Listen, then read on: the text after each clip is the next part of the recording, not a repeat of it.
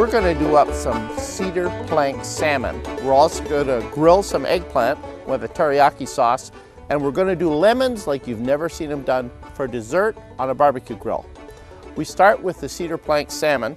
We've soaked our plank overnight in cold water so it's nice and drippy wet.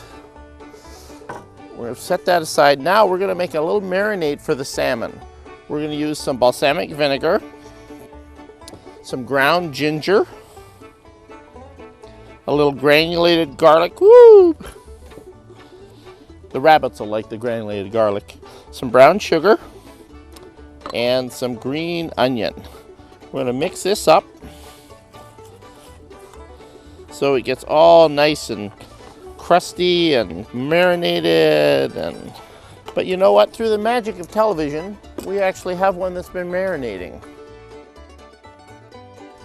We're going to put a little olive oil on it, just a pinch of olive oil. We'll rub that down. Now we're going to put the salmon directly on the plank. That's it. That's all we're going to do. Now we're going to open the barbecue. We have this very hot. It's about 600 degrees. We're going to put the cedar plank salmon right on the grill. Now you may wonder why we're not just putting the fish on the grill. The soaked cedar plank steams the salmon from underneath as it cooks.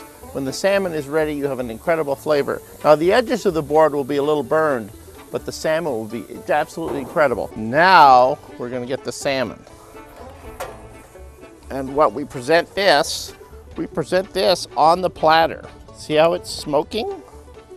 Close this. And we like to decorate this right on the cedar plank. These raspberries have been marinating all day. Oh, it doesn't matter if they spill a little bit. Perfect. Here we go. Dinner is served.